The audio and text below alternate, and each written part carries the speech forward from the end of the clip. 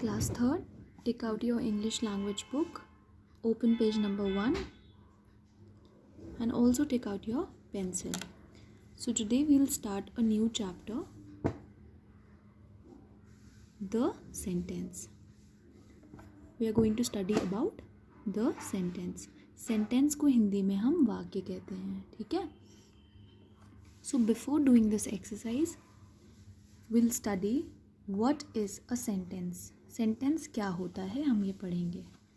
तो a sentence is a group of words that conveys complete sense. Sentence को हिंदी में हम वाक्य कहते हैं, हमने ये बताया था ना. तो सेंटेंस जो होता है वो एक ग्रुप ऑफ वर्ड होता है जिसका कोई अर्थ हो, ठीक. A sentence always begins with a capital letter. Sentence हमेशा कैपिटल लेटर से स्टार्ट होता है, मतलब स्मॉल लेटर से सेंटेंस नहीं स्टार्ट होता है, ठीक. It always contains a noun और अ प्रोनाउन. और सेंटेंस में हमेशा नाउन होता है और प्रोनाउन होता है, ठीक है. A sentence always contains a verb. And sentence में हमेशा वर्ब भी होता है. Sometimes even one word can be a sentence.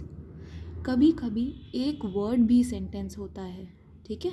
ज़रूरी नहीं है कि ग्रुप ऑफ वर्ड्स को ही हम सेंटेंस कहें. एक वर्ड का भी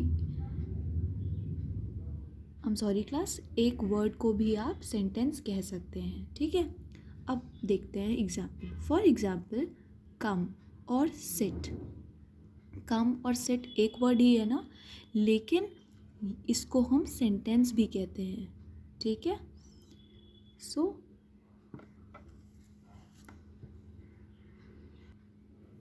this is the definition of sentence. Now I have made some notes for you all regarding the definition of sentence. I'll show you that.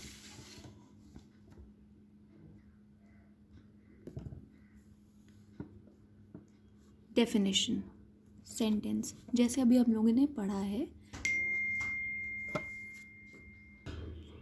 कि वह शब्दों का समूह जिसका कोई अर्थ हो उसे हम वाक्य कहते हैं. तो जो फर्स्ट पॉइंट है वो यही कहता है. A sentence is a group of words that conveys complete sense, ठीक है. Moving on to the second point. अब हमने पढ़ा था कि सेंटेंस हमेशा कैपिटल लेटर से स्टार्ट होता है, ठीक है. So this is what is written here. A sentence begins with a capital letter. Fine. Third most important thing we have studied that sentence always ends with a full stop. तो यहाँ पे full stop लग गया, ठीक है. ये full stop होता है. फाइन. तो ये तीन चीज़ें जो हैं ये बहुत इम्पॉर्टेंट चीज़ हैं जो आपको अपने दिमाग में रखनी है, ठीक है. अब I give you few examples. I show you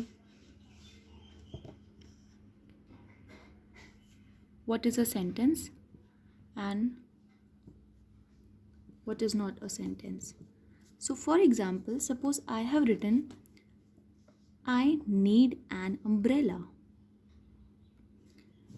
अब हम इसको सेंटेंस नहीं बोलेंगे. हम इसको सेंटेंस क्यों नहीं बोलेंगे?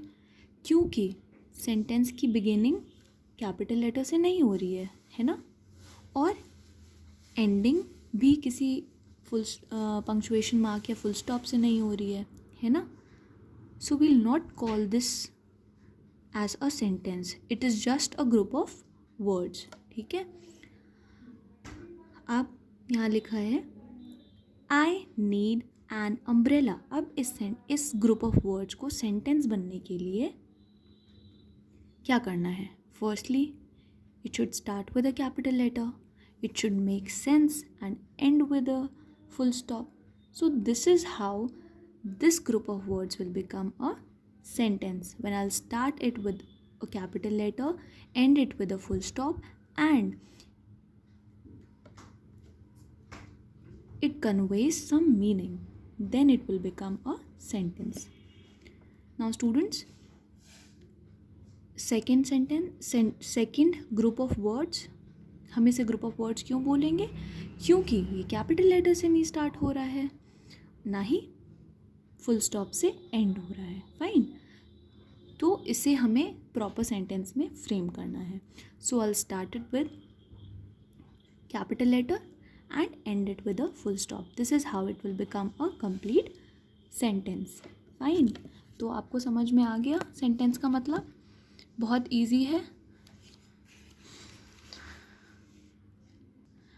अब सेंटेंस का मतलब समझ में आया तो हम ये वाली एक्सरसाइज करेंगे. जब तक हम सेंटेंस का मतलब नहीं समझ पाएंगे तब तक ये एक्सरसाइज हम नहीं कर पाएंगे. Fine. So let's see what we have to do in this exercise. Tick the group of words which makes complete sentence. Complete sense. I'm really very sorry class. ये लिखा है sense. ठीक है. हमें उन group of words पे टिक लगाना है जिसका कोई अर्थ हो. ठीक है. Cloud sky. अब cloud sky से आपको क्या पता चल रहा है? Cloudy sky. Not cloud sky. Cloudy sky. कुछ नहीं पता चल रहा है हमें, तो हम यहाँ पे टिक नहीं लगाएंगे. ठीक. Second, I need an umbrella. अब जब आप इस सेंटेंस को रीड कर रहे हैं तो ये सेंटेंस हमें कुछ बता रहा है. ये बता रहा है कि आई नीड एन अम्ब्रेला, तो हम इसको यहाँ पे टिक कर देंगे. ठीक है, बॉक्स में. Third, heavy school bag. Heavy school bag. Are you understanding anything from this group of words? कुछ समझ नहीं आ रहा है तो will not put a tick here. ठीक. He is a good player. Now when you read this sentence you understand that somebody is a good player. और ये इस सेंटेंस का कोई अर्थ है, तो हम यहाँ पे टिक लगा देंगे. A good TV programme.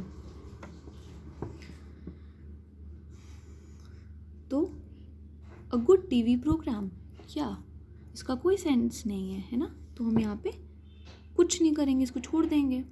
We go to the park every day, ending with a full stop. So will put a tick because it is a complete sentence and it is making sense. Understood class?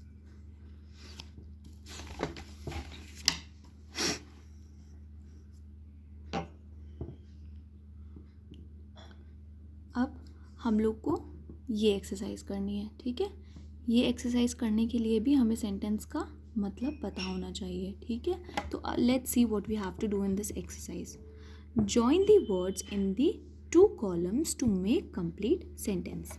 अब आपने match the following पहले की होगी ना, तो सिर्फ हमें यहाँ पे मैच द फॉलोइंग ही करनी है. लेकिन यहाँ पे कुछ वर्ड्स हैं, है ना, यहाँ उनको हमें इस वाले कॉलम में मैच करना है,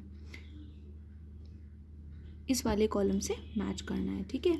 अब इन वर्ड्स को हमें ऐसे ग्रुप ऑफ वर्ड से मैच करना है ताकि उसका कोई अर्थ निकले या उसका कोई मतलब निकले. तो हम ये कैसे करेंगे? लेट्स सी कैसे करेंगे. The student. अब 1 by 1 you will read these words. ठीक है. एक एक करके आप पढ़ेंगे. फिर आपने जैसे ये उठा लिया द स्टूडेंट, फिर आपको ये सारे पढ़ने होंगे और अपना दिमाग लगाना होगा कि द स्टूडेंट का सबसे अच्छा मैच कौन सा है. और सबसे अच्छा मैच एज इन मतलब ऐसे कौन से ग्रुप ऑफ वर्ड से हम इसको मैच करें कि जिसका कोई अर्थ निकले. तो the student was carrying the baby. कोई सेंस नहीं बन रहा है. Why will a student carry a baby ना. The student were dark and grey. कोई मतलब नहीं है, स्टूडेंट डार्क और ग्रे क्यों होगा. The student landed a few minutes ago. This is also wrong. The student cheered the team loudly. No, this is not correct. Drove carefully. The student took his bag and went to school. Student अपना bag लेगा और school जाएगा, है ना. तो ये इसका बिल्कुल करेक्ट मैच है. तो हम यहाँ पे लाइन ड्रॉ नहीं कर रहे हैं. हम यहाँ पे क्या करेंगे, ये जो नंबर है द स्टूडेंट का, इस नंबर को यहाँ पे लिख देंगे. ठीक है.